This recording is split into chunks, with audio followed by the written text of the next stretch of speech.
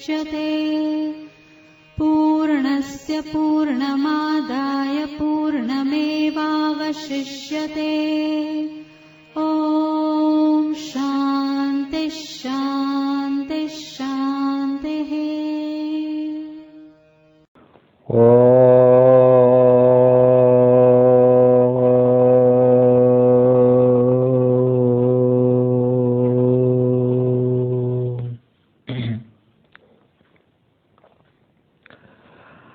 पार्थाय प्रतिबोधितां भगवता नारायणेन स्वयं व्यासेनाग्रथितं पुराणमुनिना मध्ये महाभारतम् अद्वैतामृतवर्षिणीं भगवती अष्टादशाध्यायिनी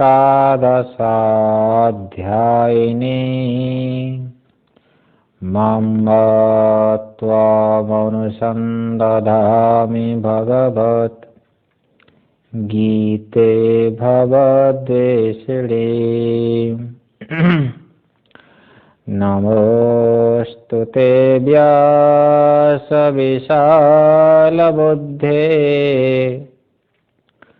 फुल्लारविन्दायतपत्रनेत्र येन त्वया भारततेलपूर्णः प्रज्वालितो ज्ञानमयः प्रदीपः प्रपन्ना पारिजाताय स्तोत्रवैत्रैकपाणये ज्ञानमुद्राय कृष्णाय गीतामृतदुहे नमः। वसुदेवसुतं देवं कंसचाणूरमर्दनं देवकी परमानन्दं कृष्णं वन्दे जगद्गुरुं। कृष्णं वन्दे जगद्गुरुम्।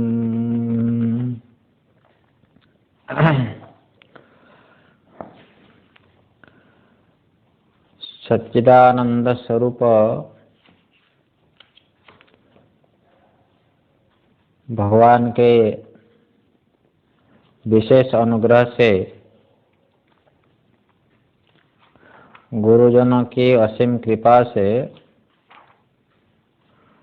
हम लोग गीता चिंतन माला इसके निमित्त से श्रीमद् भगवद गीता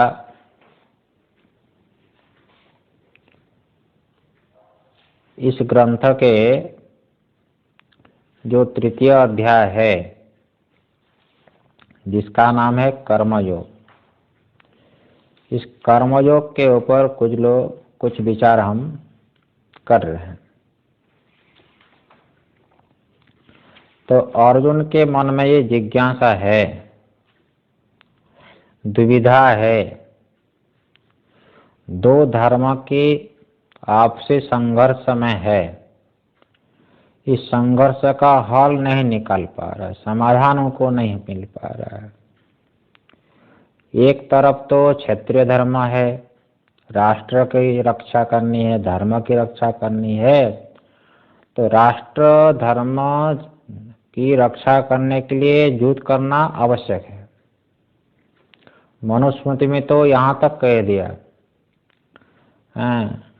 क्षत्रिय की बात छोड़ दिए, यदि धर्म की रक्षा करने की यदि विपत्ति आ जाए तो सभी वर्णाश्रम को धर्म की रक्षा करने के लिए, देश की रक्षा करने के लिए युद्ध करना चाहिए।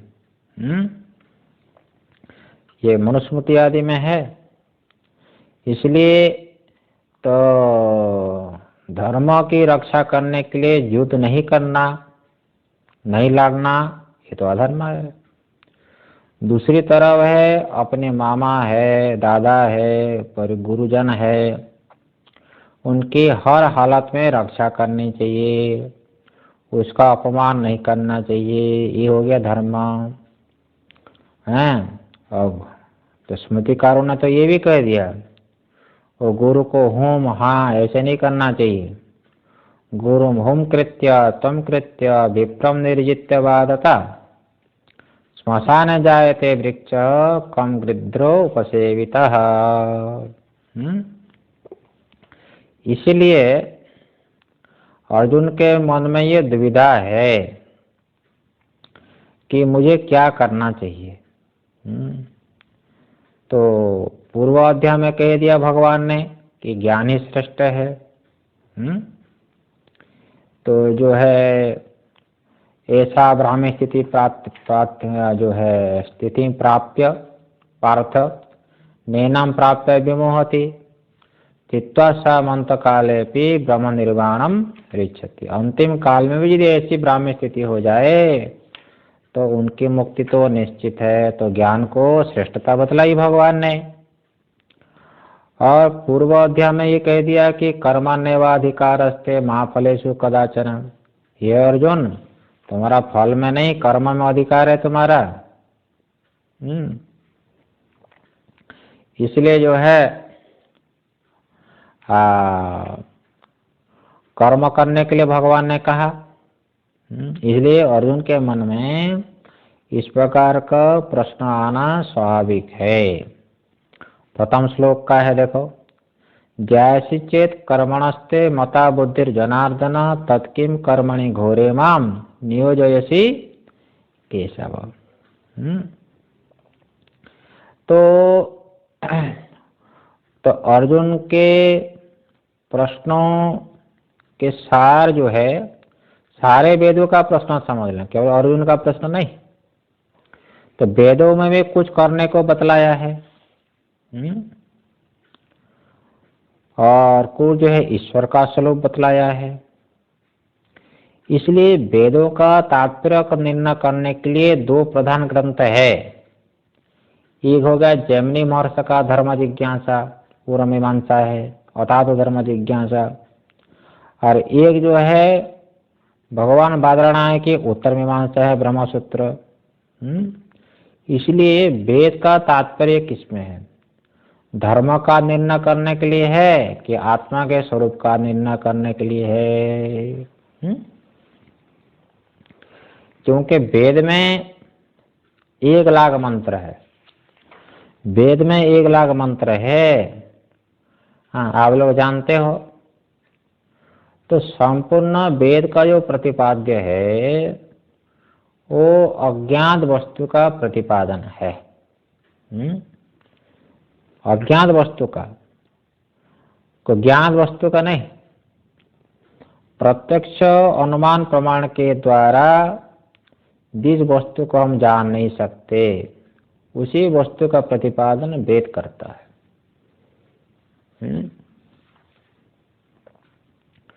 तो प्रत्यक्षानुमित्यावा यस्तु उपायो न बुध्यते एतम विदन्ते वेदेना तस्माद् वेदस्य वेदता।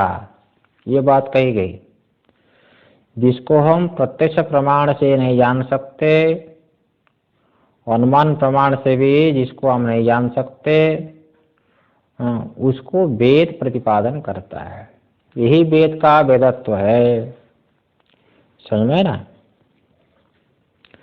इसलिए जो है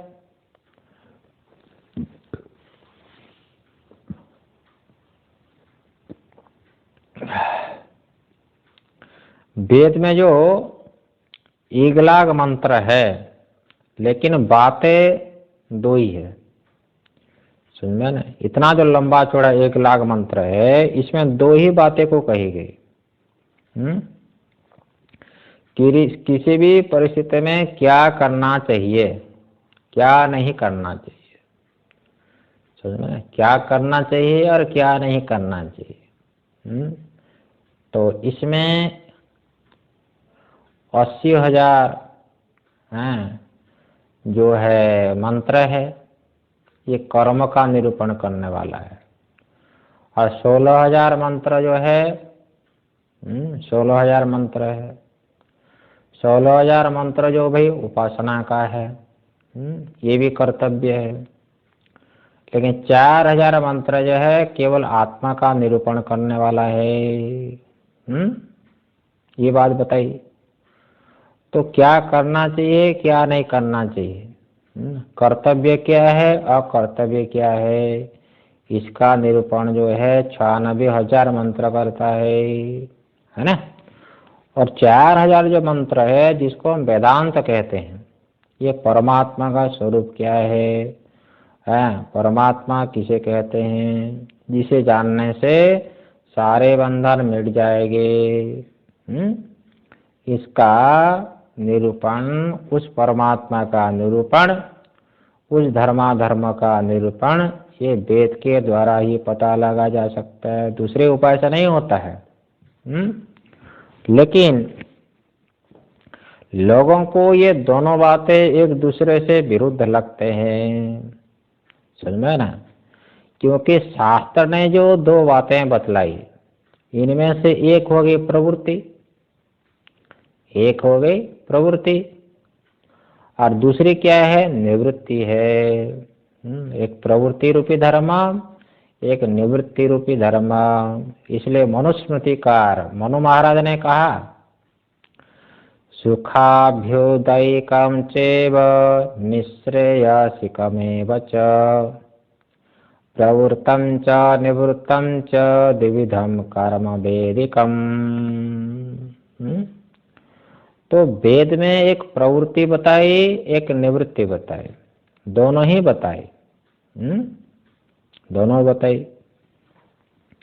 तो प्रवृत्ति से बतलाया कि सांसारिक जो चीजें होती है उसको कैसे प्राप्त किया जा सकता है। तो कर्म के द्वारा तुमको संसार में कुछ ना कुछ चीज प्राप्त होगी, बिना कर्म से तो फल प्राप्त होगा नहीं। वो संसार की जो चीजें हैं, जो हमारा बंधन का हेतु है, वो कैसे हटे, इसे निवृत्ति रूपी धर्म बतलाया है। इसलिए मनुष्य के लिए दोनों चाहिए, मनुष्य के लिए प्रवृत्ति भी चाहिए, मनुष्य के लिए निवृत्ति भी चाहिए, दो धर्म चाहिए, प्रवृत्ति रूपी धर्म भी चाहिए, निवृत्ति धर्म भी चाहिए। मनुष्य के लिए दोनों चाहिए। इसलिए भगवान ने विशेष अनुग्रह करके हमको वेद रूपी प्रमाण दिया, वेद का प्रकट किया, भगवान ने बड़ी कृपा की। सबसे विशेष अनुग्रह हम लोगों के लिए कोई है तो वो कौन है, वेद का प्राकट्य है। और हमारा जो वेद है तो अनादिकाल से है, समझ में ना। इसलिए हमारे आचार्य लोग कहते हैं कि वेद के विषय में कि विद्यन्ते ज्ञायन्ते लभ्यन्ते धर्मादि पुरुषार्थाः अन्येति वेदः। 4 पुरुषार्थ होता है, 4 पुरुषार्थ आप जानते हो, धर्म अर्थ काम, और तीसरा चौथा होता है मोक्ष। ये 4 पुरुषार्थ की प्राप्ति होती है जिस शास्त्र से, और 4 पुरुषार्थ की प्राप्ति का उपाय का ज्ञान जिसे होता है उसे कहते हैं वेद। यही वेद है। इसलिए मनुष्य जीवन में तो दोनों चाहिए, प्रवृत्ति भी चाहिए और निवृत्ति भी चाहिए। ये कैसे होगा भी, दोनों तो विरुद्ध धर्म है। इसको इस प्रकार से समझ लो, मान लो कि तुमको बुखार हो गया, समझ में ना, तुमको बुखार हो गया और तब पेट खराब हो गया, ज्यादा भंडारा खा लिया तो पेट खराब हो गया, तो मोती झरा हो गया, बार बार जो है वो बाथरूम में दौड़ना पड़ रहा है। है ना। तो आप वैद्य के पास गए, वैद्य आपको बतला दिया कि देखो कुछ नहीं खाना है तुमको, मैं दवाई दे रहा हूँ, है ना, कुछ खाना नहीं, खाना तो बस थोड़ी सी खिचड़ी खा लेना। समझ में ना, तुमको न खाने के लिए कहा गया, लेकिन जब पेट ठीक हो गया वैद्य के द्वारा दवाई का सेवन करने से, पथ्य का पालन करने से, हैं, पहले तो आपका पेट खराब था तो आप कमजोर हो गए, तो कमजोर हो गए, लेकिन जब पेट सही हो गया, पेट जब सही हो गया तो आप कमजोर हो गए, है ना। इसलिए कमजोरी को दूर करने के लिए आपको वैद्य ने क्या बोल दिया, देखो बढ़िया बढ़िया आप खाना है, सुंदर सुंदर जो है प्रोटीन युक्त पदार्थों का ग्रहण करना है। देखो पहले कह दिया ना खाओ और अब कह दिया खाओ, तो विरुद्ध बातें हो गई कि नहीं। आप बोलेंगे देखो आप पहले क्यों बता रहे थे कि ना खाओ, बाद में यदि खाने के लिए आप बोल रहे हो तो पहले बोले होते ना, लेकिन नहीं, पहले पेट सही नहीं था, इसलिए ना खाओ बोलना तो कहना सार्थक है। अब पेट सही हो गया, कमजोरी हो गई, हैं, कमजोरी को दूर करने के लिए अब क्या कहना पड़ेगा, खाओ बोलना पड़ेगा। तो दोनों बातें संभव है कि नहीं। ना खाओ बोलना भी ठीक है पहले, और बाद में खाना खाओ बोलना भी ठीक है, क्योंकि उस समय पर ऐसा ही उपदेश करना जरूरी है। समझ में ना बात। इसी प्रकार से ये तुम्हारे अंदर संसार की कामना, तुम्हारे अंदर संसार की कामना जब तक है, वैश्विक सुख जब तक चाहते हो, परमानंद सुख अब तक प्राप्त करने की इच्छा नहीं है, वैश्विक सुख में तुम पड़े हो। समझ में ना। तो जब तक तुम्हारे चित्त के अंदर जब संसार की कामना है तब तक आपको कर्म करना पड़ेगा। समझ में ना। तो लेकिन शास्त्रीय कर्म, तो शास्त्रीय कर्म को करते हुए जब कामना को तुम प्राप्त करोगे तो धीरे धीरे धीरे शास्त्रीय कर्म की ऐसी महिमा होती है कि कामना धीरे धीरे धीरे धीरे ये कम हो जाएगी, खत्म हो जाएगी, है ना। तो कोई इच्छा जब नहीं रहेगी, हमको ब्रह्मलोक सुख भी नहीं चाहिए, स्वर्ग सुख तो छोड़ ही दीजिए, यहाँ का लोग तो छोड़ ही दीजिए, कोई भी वैश्विक इच्छा जब नहीं रहेगी, केवल मोक्ष की इच्छा जब रहेगी, तो फिर जो है ये विषयों से सर्वथा तुम्हारा मन हट जाएगा। सर्वथा जब तुम्हारा मन यदि विषयों से नहीं हटेगा तो परमात्मा की प्राप्ति तुमको नहीं हो सकती। इसीलिए प्रवृत्ति भी चाहिए और निवृत्ति भी चाहिए। इसलिए वेद में दोनों धर्मों को बतलाया, प्रवृत्ति रूपी धर्मों को बतलाया और जो निवृत्ति रूपी धर्मों को बतलाया। अच्छा, लेकिन महाराज भले ही शास्त्रीय कर्म करो, लेकिन विषय की प्राप्ति से, विषयों का भोग से तो कामना की निवृत्ति नहीं होती है। कामना की निवृत्ति कहाँ होती है, होती नहीं, क्योंकि न जातु कामाः कामानाम् उपभोगे न साम्यते हविषा कृष्ण वर्तमेय भूय एवाभिवर्धते। ये कहता है। और ये कामना की निवृत्ति तो भाई विषय का भोग से नहीं हो सकती। जैसे दृष्टांत देते हैं, जैसे अग्नि अग्नि अग्नि अग्नि को बोलते हैं कृष्ण वर्तमा। अग्नि की उपशांति जैसे घृत से, हवि से नहीं होती है। जितना अग्नि में घी डालोगे वो जो है अग्नि की लपटें, अग्नि की ज्वाला उतनी जो है वो बढ़ती रहती है। इसलिए भोक्ति और प्रवृत्त नहीं होना चाहिए।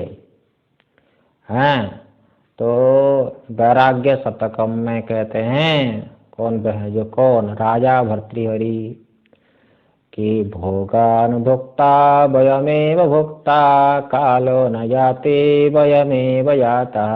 ये देखो, हमको नहीं लगता है कि हमने भोग को भोगा, भोग ही हमको भोग लिया। समझ में ना। बड़े भारी जो है वो हाँ, जो है विरक्त थे वो राजा भर्तृहरि, ऐसा बोलते हैं उनके बारे में। हाँ, उनके बारे में तो कई कथा है। तो ऐसी कथा है कि राजा भर्तृहरि के विषय में, तो उनकी रानी थी, रानी से उनका बड़ा प्रेम था, रानी भी बहुत प्रेम करती हो। हाँ, और दूसरी कथा तो जो है वो सेनापति को उनकी रानी प्रेम करती वो अलग है। लेकिन ये कथा भी है कि जो है राजा भर्तृहरि अपनी रानी से बहुत प्रेम करते थे, वो रानी भी इनको बहुत प्रेम करती थी, समझ में ना, बहुत प्रेम करते थे। और जो है एक दिन राजा के मन में विचार हुआ, भाई इसकी परीक्षा करनी चाहिए, कितना प्रेम करती है मेरी श्रीमती। तो एक दिन जो है अपने नौकर के हाथ से सूचना भेजी, जाओ बोल देना रानी को, रानी को बोल देना कि राजा का राम नाम सत्य हो गया, बस बोल देना, जाओ सूचना दे दो, है ना। तो जा करके ऐसा ही बोल दिया हो, ऐसा ही बोल दिया कि जो है राजा का जो है राम नाम सत्य हो गया, शरीर छोड़ गया। बस ऐसी सूचना मिलते ही बस रानी का भी राम नाम सत्य हो गया, हार्ट फेल हो गया। तो हार्ट अटैक हो गया। तो रानी का भी राम नाम सत्य हो गया। राजा को बड़ा दुख हुआ, राजा भर्तृहरि को बहुत दुख हुआ, बहुत दुख हुआ। बोल दे अरे भाई मेरी वजह से रानी की मृत्यु हो गई, तो ये मुझे नहीं करना चाहिए, बहुत दुख हुआ राजा को। तो दुख हुआ तो बच तो नहीं सकती, वो जिंदा तो नहीं हो सकती, इसलिए जो है वो रानी को लेकर के स्मशान जो है अग्नि क्रिया हो गई। अग्नि क्रिया हो गई तो वहां से रोते रोते जो है महल की ओर आ रहे हैं। रास्ते में ये जो है फक्कड़ साधु मिल गए। अब फक्कड़ साधु रोड पर किनारे बैठ करके रो रहे हैं, साधु रो रहे हैं। तो राजा भर्तृहरि को बड़ा आश्चर्य हुआ, अरे साधु पर रो रहे हैं, बात क्या है। तो भर्तृहरि ने पूछा कि भगवान आप क्यों रो रहे हो साधु होकर के, बात क्या है। तो इसने कहा कि आप क्यों रो रहे हो राजा होकर के, इतने बड़े आप राजा होकर के राजा हो क्यों रो रहे हो। तो क्या बताऊं भगवान, ऐसा ऐसा हो गया, मेरी वजह से मेरी पत्नी की मृत्यु हो गई, है ना। बस रानी ये बस ये छोटी सी बात के लिए आप जो है वो आप रो रहे हो, ये आपको छोटी बात लग कह रही है। मेरी रानी इतना प्रेम करता था मैं, रानी जब मर गई तो दुख नहीं होगा। अरे ये बताओ आप क्यों रो रहे हो भगवान साधु होकर के, साधु को होकर रोना तो ठीक नहीं है। तो उस फक्कड़ साधु ने कहा देखो मेरे पास एक जो है फक्कड़ था, खप्पड़ मिट्टी का होता है ना, मिट्टी का खप्पड़ मेरे पास था, उसी में मैं भोजन करता था, उसी में स्नान करता था, उसी में सब कुछ सोच भी कर, सब कुछ वही उसी से करता था। और आज जो है वो खप्पड़ जो है फूट गया, देखो तुम्हारे सामने खप्पड़ फूटा है, इसलिए मैं रो रहा हूँ। उनको बड़ा आश्चर्य हो गया, बस एक खप्पड़ के वजह से आप रो रहे हो। ओ ऐसा खप्पड़ तो मैं कितना भी ला सकता हूँ, इतना खप्पड़ तो मैं और भी बहुत सारे ला सकता हूँ आपके लिए, आपकी चिंता क्यों कर रहे हो।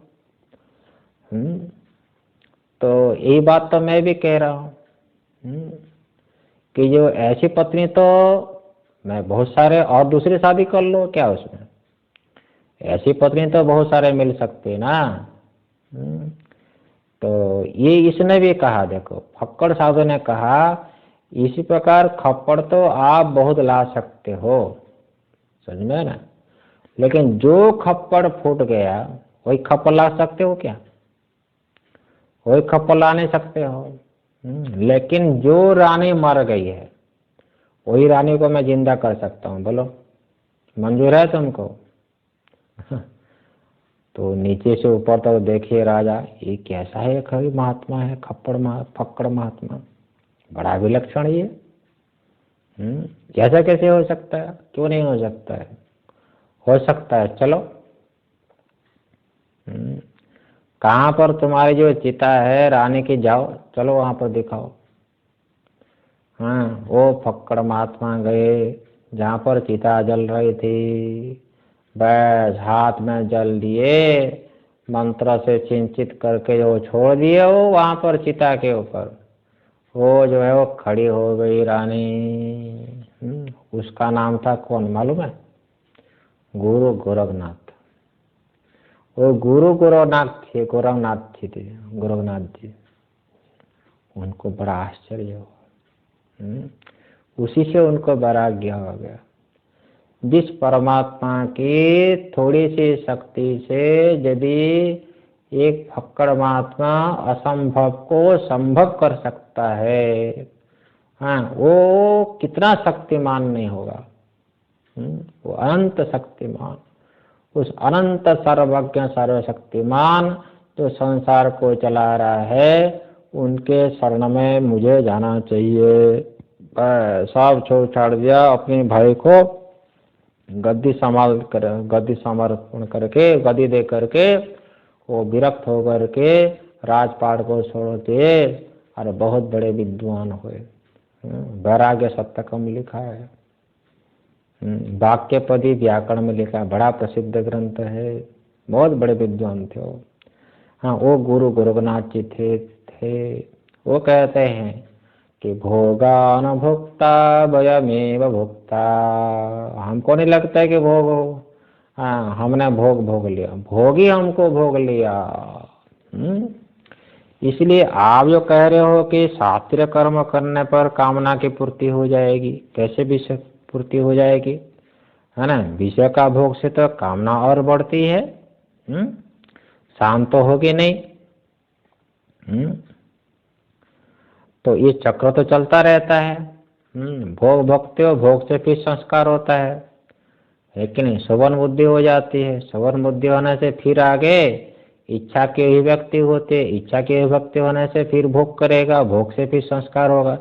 इस प्रकार संसार का चक्र तो चलता ही रहता है, कामना की पूर्ति कभी तो होती नहीं।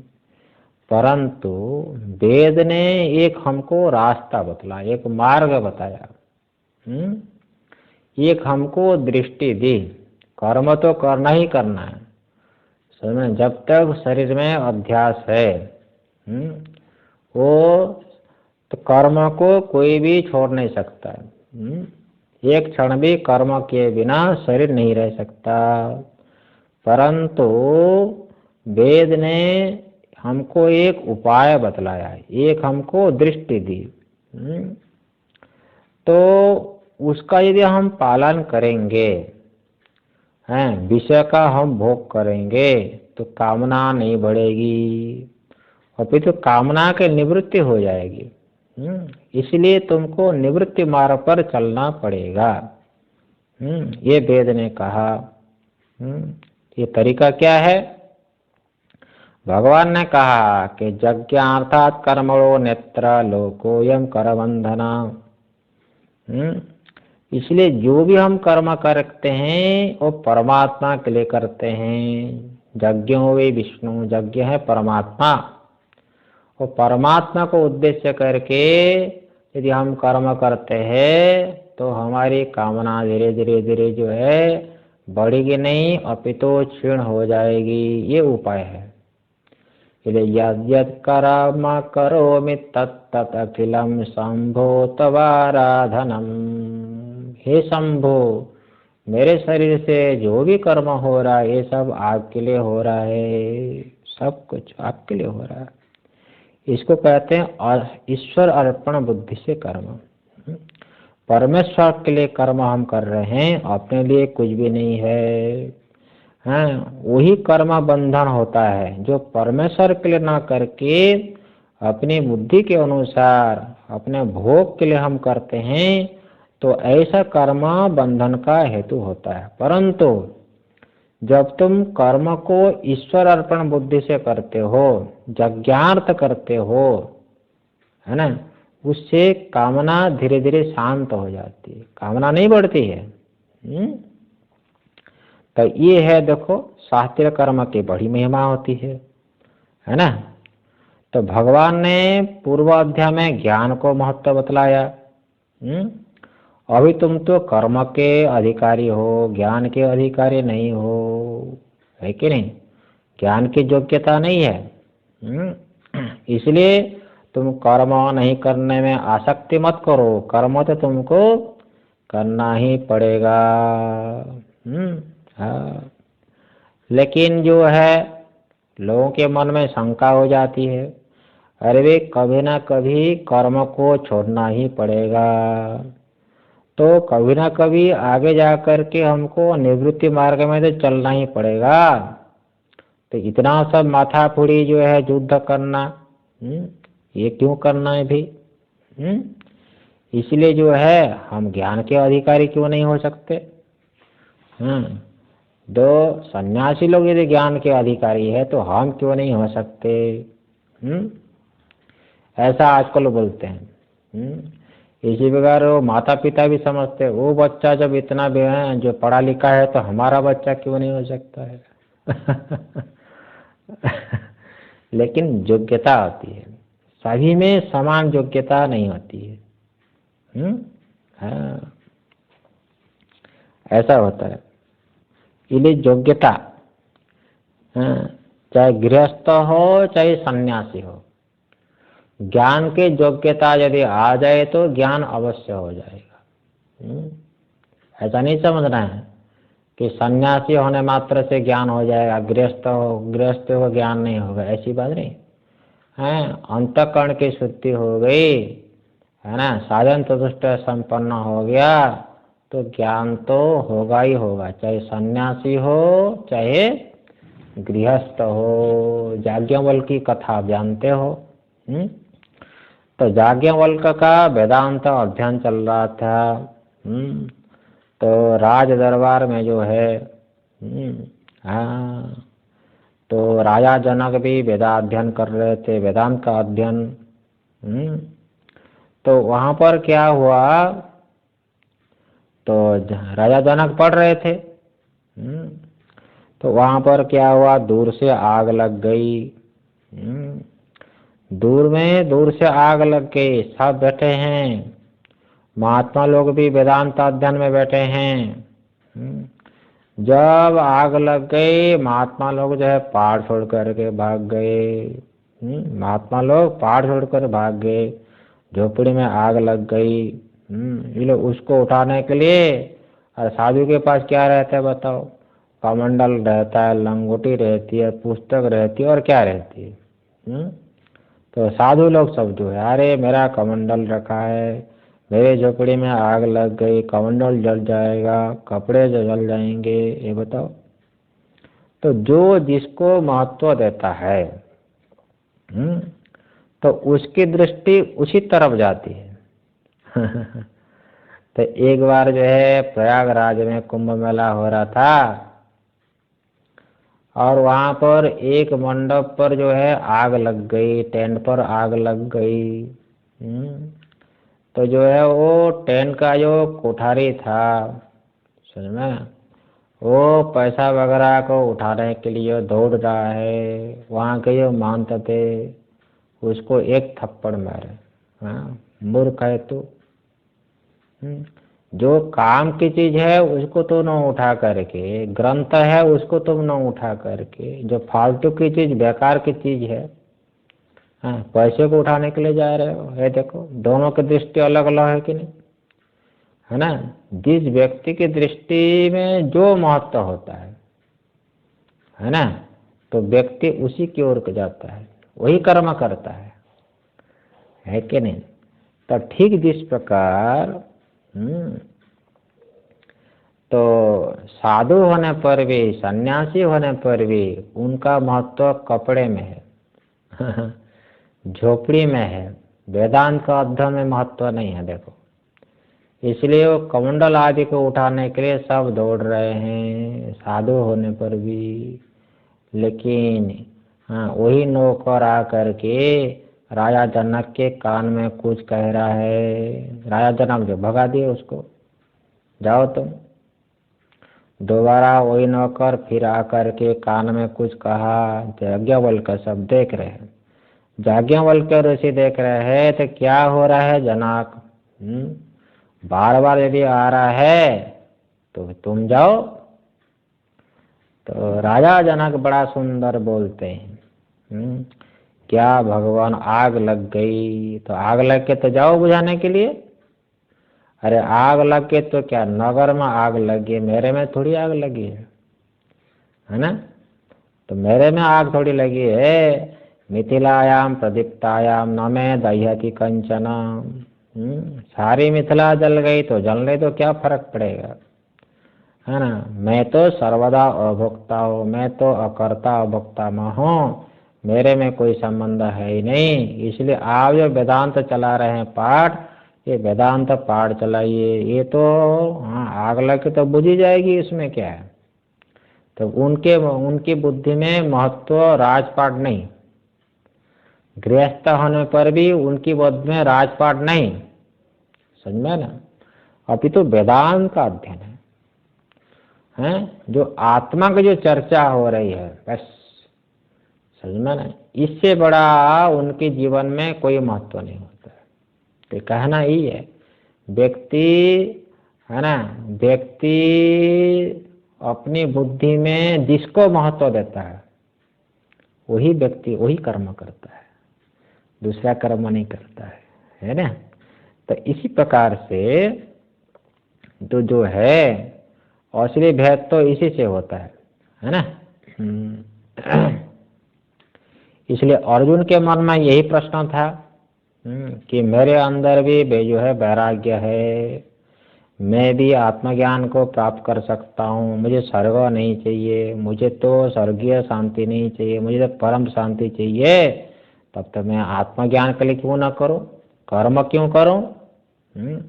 ऐसा नहीं समझना कि भगवान जो है अस्पष्टतया कहा, एकदम स्पष्ट रूप से पूर्व अध्याय में कहा था।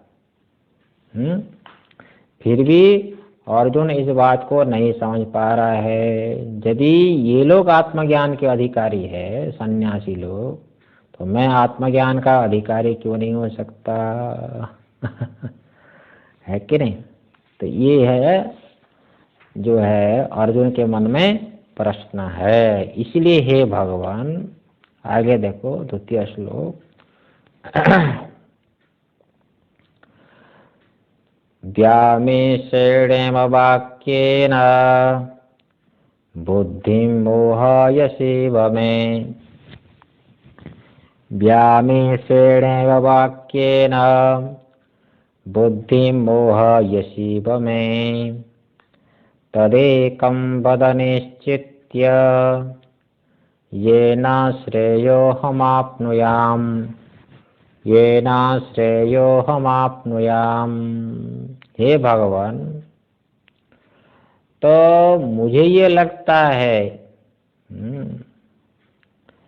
तो आपने जो दूसरा अध्याय सुनाया सांख्य योग, इसमें आपके वाक्य जो है मिले जुले से हैं।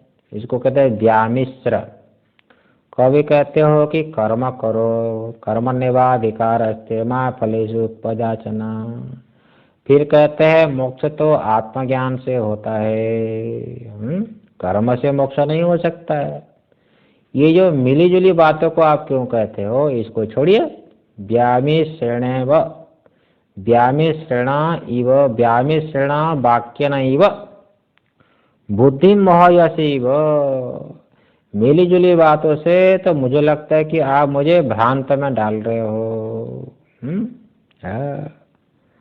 मतलब व्यामिश्रेणा इव, इव माने जैसा, अर्थात मानो मिला हुआ, ऐसी मेरी समझ में आ रहा है। आपने मिला जुला नहीं किया। कभी संशय नहीं करता है। यही देखो, शिष्य कभी गुरु के ऊपर संशय नहीं करता है कि गुरु जी मेरे ऊपर जो है कल्याण करेंगे कि नहीं करेंगे, ऐसा कभी संशय नहीं होता है शिष्य का। संशय यदि होता हो संशय आत्मा विनश्यति, गुरु के ऊपर संशय करने वाला, शास्त्र के ऊपर संशय करने वाला, परमात्मा के ऊपर संशय करने वाला का विनाश, उसका आत्मा कल्याण कभी नहीं होता है। तो ठीक इसी प्रकार यहाँ पर कह रहे हैं आप तो भगवत परमात्मा भी हो, आप तो मेरे गुरु भी हो। शिष्यस्ते हम साधि नाम तम प्रपन्नम। तो आप मिला जुला नहीं कर रहे हैं, लेकिन मुझे ऐसा लग रहा है, मेरी समझ में गड़बड़ आया है। इसलिए यहाँ पर इव कह दिया, मानो मिला हुआ जैसा है। तो इन वाक्यों से, मिली जुली इस वाक्यों से मेरी बुद्धि निश्चय को मानो मोह में डाल रहे हैं। आप मोह में डालने के लिए नहीं कह रहा हूँ, लेकिन मुझे ऐसा लग रहा है, क्योंकि 2 बार यहाँ पर कहा व्यामी क्षण इव और मोह यसी इव।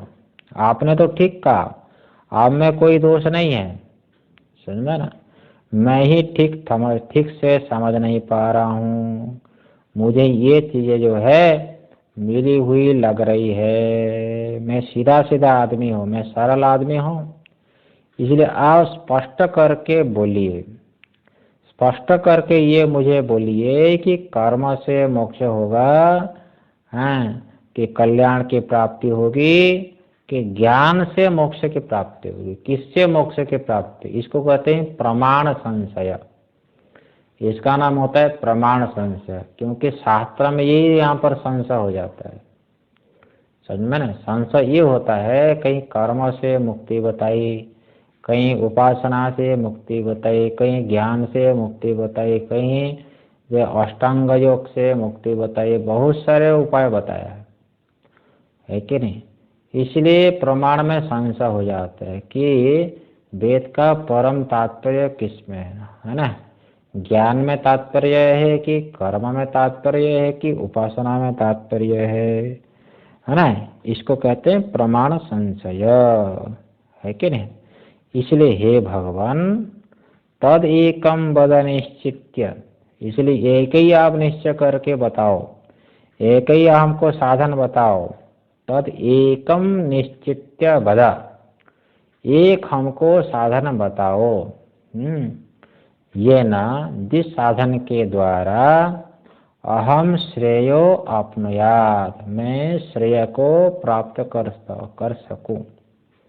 यही होता है साधक। देखो ये साधक जा करके गुरु के पास, गुरु के पास जा करके है ना ये प्रार्थना करता है, ये जिज्ञासा प्रकट करता है, हे गुरुदेव मेरे लिए कल्याण का साधन क्या है, मैं किस साधन का अधिकारी हूँ।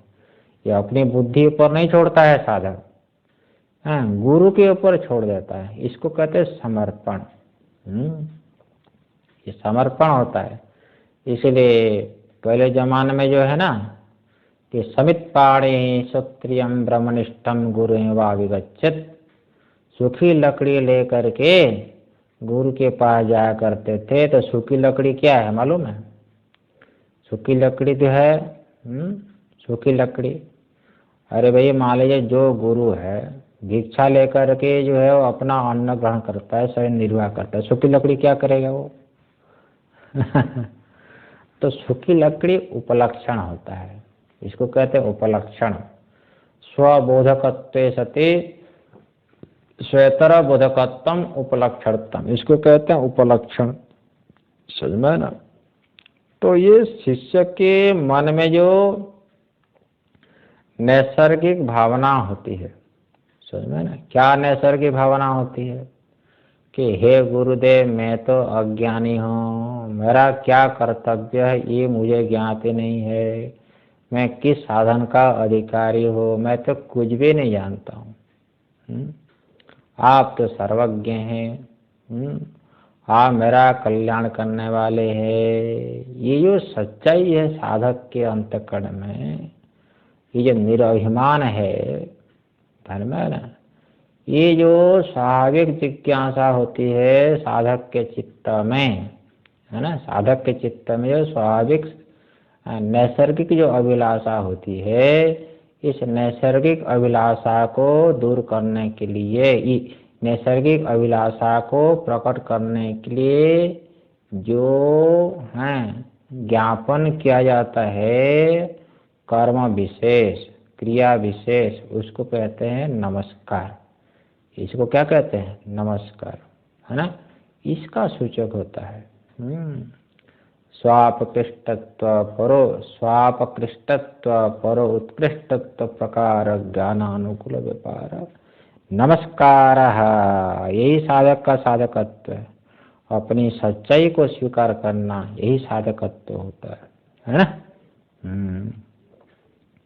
कि तो अर्जुन के प्रश्नों से यही स्पष्ट हो गया कि कर्म और ज्ञान दोनों को मिला करके करने के बाद समझा हो, ऐसा नहीं।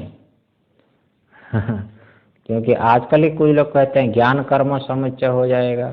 ज्ञान कर्म समुच्चय के विषय में प्रश्न नहीं यहाँ पर। कि दोनों में से कौन साधन है मेरे लिए, है ना, कर्म साधन है कि ज्ञान साधन है। अच्छा, आगे देखो भैया।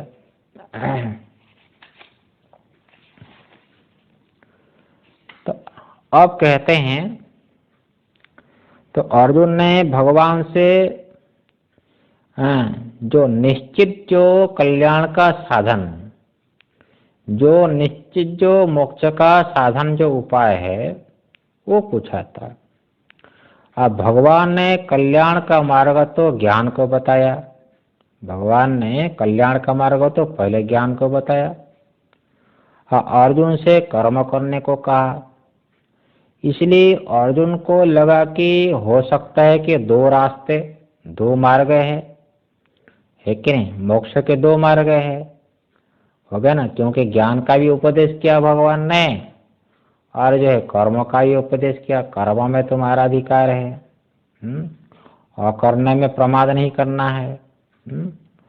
इसलिए जो है कल्याण उपाय पूछने पर भगवान कर्म का विधान करें तो यही लगता है कि यही स्वाभाविक कर्म ही कल्याण का मार्ग है। और कल्याण का उपाय जो ज्ञान है, ये तो भगवान ने अपने मुख से कहा। इसलिए मोक्ष के दो उपाय है। तो इस प्रकार की जिज्ञासा, इस प्रकार का संशय हो सकता है ना, भ्रांति भी हो सकती है। इसलिए अर्जुन इस जिज्ञासा को प्रकट करने के लिए प्रार्थना की कि दोनों में से निश्चित करके एक को बताने की प्रार्थना कर रहा है ना। एक बताओ कि कौन मेरे लिए साधन है ना। इसलिए अर्जुन की जिज्ञासा जैसी हुई तद अनुरूप ही उत्तर दिया जाता है। शिष्य की जिज्ञासा जैसी होती है तद अनुरूप ही गुरु का उपदेश, आचार्य का उपदेश होता है। इसलिए भगवान आगे कहते हैं, देखो तृतीय श्लोक में श्री भगवान उवाच लोकेस्मिन् द्विविधा निष्ठा, लोकेस्मिन् द्विविधा निष्ठा पुरा प्रोक्ता मया नघ, ज्ञानयोगेन सांख्यानां कर्मयोगेन योगिनां, कर्मयोगेन योगिनां। कि कहते हैं कि भगवान अस्मिन लोके, अस्मिन लोके का अर्थ है इस लोक में। भाई इस लोक में कहने का क्या मतलब है? तो इससे मतलब है कि तुम प्रश्न करने वाले वैदिक धर्मी हो, वेद को तुम मानने वाले हो, है ना। तो वेद को मानने वालों के लिए ये बात कही जा रही है। क्योंकि वेद को मानने वाले ही वेद में कोई हुई बातों का अधिकारी है, समझ में ना। इसलिए वेद को मानना पड़ता है पहले, समझ में ना। हाँ, ऐसा नहीं। इसलिए कुमाइल भट्ट ने कहा कि कितना बड़ा ये महापुरुष है, उसका वाक्य यदि वेद विरुद्ध हो जाएगा, उस वाक्य को प्रमाण नहीं माना जाता है।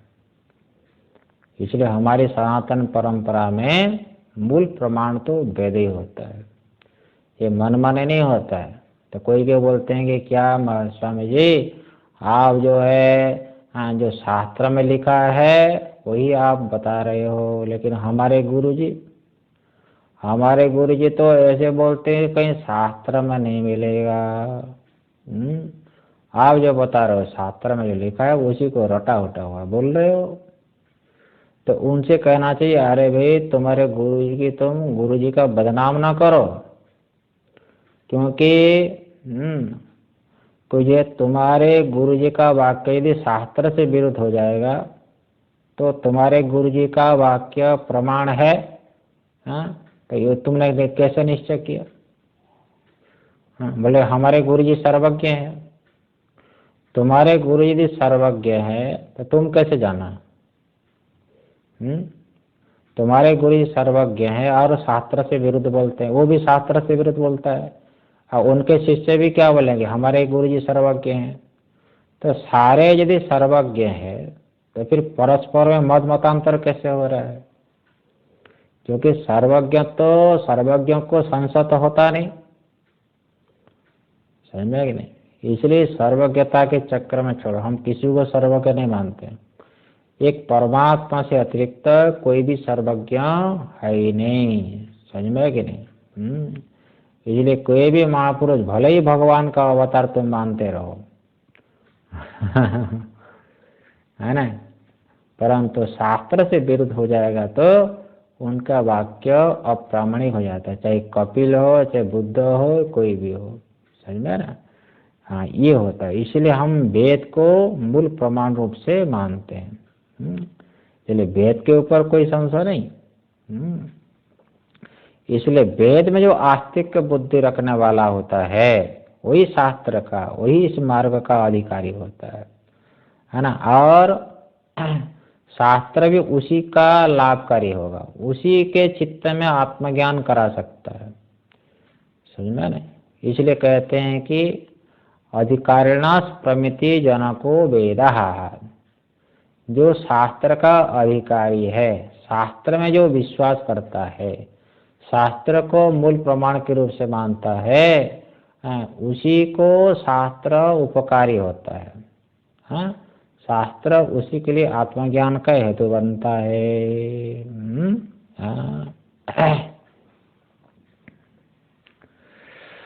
अच्छा,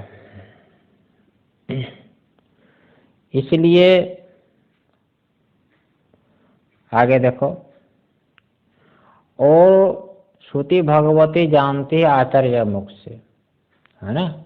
इसलिए शास्त्र में जो कहीं कर्म का उपदेश होता है, कहीं उपासना का उपदेश होता है, कहीं ज्ञान का उपदेश होता है, लेकिन अधिकारी को लेकर के उपदेश होता है। इसलिए सबको समान उपदेश नहीं होता है ना। तो जो स्वामी विवेकानंद जी महाराज थे, तो उनके पास जो है एक आदमी आया, महाराज जो है आप हमको उपाय बताओ, हमको कल्याण का साधन बताओ, जिससे हमारा कल्याण हो जाए। आप तो बड़े विद्वान है, इसलिए आप जानते हो कि मेरा कल्याण किससे होगा, मुझे एक साधन बताओ। तो तो उसने कहा कि जो देखो, तो उसने कहा कि जो है तो है तुम जो है खूब व्यायाम करो, बस तुम जो है बहुत खूब व्यायाम करो। तो खूब व्यायाम करो, तो उनको व्यायाम करना यही आत्मज्ञान का हेतु, ये मतलब कल्याण का हेतु बनेगा। हाँ बनेगा, जाओ तुम खूब व्यायाम करो, खूब दौड़ धूप करो तुम, समझना। तो उनके मन में संशय होगा कि स्वामी जी क्या बोल रहे हैं। खूब जो है दौड़ धूप पे खाओ पियो बढ़िया से, और जो है तुम खूब कसरत करो, दौड़ लगाओ। तो एक दो महीना खूब खाया पिया, खूब मेहनत किया, फिर स्वामी जी के पास आया कि महाराज हमको कल्याण का उपाय बताओ। उसने कहा देखो तुम भगवान के नाम का जप करो। तो बोलते हैं कि ये बात तो पहले क्यों नहीं बताया, पहले क्यों नहीं बताया? आपने कहा खूब खाओ पियो, दौड़ धूप लगाओ, ये कैसे कहा? अरे भाई तुम इतने कमजोर हो, है ना, तुम इतने दुबले पतले हो, है ना, तो मुझे भगवान का क्या जो है तुम जो है चिंतन करोगे तुम, गुरु की क्या सेवा करोगे तुम? गुरु की सेवा क्या करोगे बताओ? और गुरु की सेवा के बिना तो आत्मज्ञान तो होगा नहीं। और तुम पहले इतने दुबले पुतले हो, उसमें यदि मैं बोलता तो जाओ तुम गुरु की सेवा करो, महापुरुष की सेवा करो, कैसे करोगे तुम? और बीमार पड़ जाओगे तुम। इसलिए जो व्यक्ति जिस साधन का अधिकारी होता है, समझ में है ना, जो व्यक्ति जिस साधन का अधिकारी होता है उसी के लिए ऐसा ही तो उसके अनुसार ही उपदेश किया जाता है ना। इसलिए कहते हैं अधिकारिणस प्रमिति जनको वेद, अधिकारी यदि हो तो शास्त्र ज्ञान का हेतु बनेगा, नहीं तो कैसे बनेगा? यस्य नास्ति स्वयं प्रज्ञा शास्त्रम तस्य करोति किम, है ना, लोचनाभ्याम विहीनस्य दर्पण किम करिष्यते। अरे भाई कितना बढ़िया भी दर्पण हो, समझ में ना, कितना बढ़िया भी दर्पण हो, यदि आपके चक्षु में योग्यता नहीं है, चक्षु में आपका दोष है, समझ में ना, चक्षु में यदि आपका दोष है तो दर्पण क्या करेगा बताओ? उनके सामने रख दो इतना बढ़िया दर्पण हो गया ना। तो दूसरा दृष्टांत दिया ठीक इसी प्रकार से, तो जो है आत्मज्ञान की ये योग्यता नहीं है, आपके चित्त में योग्यता नहीं है, तो शास्त्र क्या करेगा बताओ? जैसे नास्ति स्वयं प्रज्ञा, जिसकी बुद्धि में यदि आत्मज्ञान को धारण करने की योग्यता नहीं है, तो शास्त्र कैसे ज्ञान कराएगा? शास्त्र का ज्ञान होना अलग बात है, लेकिन शास्त्र में प्रतिपाद्य आत्मा का स्वरूप जैसा कहा गया है, ऐसे स्वरूप का ज्ञान होना दूसरी बात है, समझ में? इसलिए समझना पड़ता है। इसलिए जो व्यक्ति पूर्व जन्म में हो चाहे इस जन्म में हो, यदि निष्काम कर्म करके चित्त को शुद्ध नहीं किया है, ये सच्चाई है। देखो, जो पुरुष जो साधक पूर्व जन्म में हो चाहे इस जन्म में हो, कि निष्काम कर्म निष्काम भावना से निष्काम कर्म करता हुआ अपने चित्त को शुद्ध नहीं किया है, और भगवान का भजन नहीं किया है, भगवान को भजन करके यदि भगवत बल को प्राप्त नहीं किया है, ईश्वरीय बल को प्राप्त नहीं किया है, तो वो आत्मा का कितने भी उपदेश कर ले, कितने भी प्रवचन, नायमात्मा प्रवचन न लभ्य, न मेधया न बहुना सुते न यमे वेश बणुते तेन लभ्य। ये सच्चाई है। इसलिए सच्चाई को ठुकराने से आत्मा कल्याण नहीं होता है, सच्चाई का तो स्वीकार करना ही पड़ता है। इसलिए आजकल जो है शास्त्र ज्ञान बहुत है, शास्त्र ज्ञान बहुत है, परंतु वास्तविक आत्मज्ञान नहीं है। हम बहुत जानते हैं, हम बहुत जानते हैं कि आत्मा नित्य शुद्ध बुद्ध मुक्त स्वभाव है, लेकिन आपको एक सुई भी दिखा दिया, सुई है कि ऐसे करके आपको दिखाई दिया, तो आपको भय कैसे होता है? आत्मा यदि असंग है, नित्य शुद्ध मुक्त स्वभाव है, तो आपको भय क्यों हो रहा है? फिर मृत्यु का भय क्यों हो रहा है? फिर ये जन्म मृत्यु तो शरीर का धर्म है, आत्मा का धर्म नहीं है। यदि आप जानते हो तो मृत्यु का भय क्यों सता रहा है आपको? इसका मतलब आत्मज्ञान आपको नहीं है। जो शास्त्र में जो ज्ञान हो उसको ज्यों का त्यों ग्रहण करना, है ना, ये आपकी बुद्धि में योग्यता नहीं, ये सच्चाई है।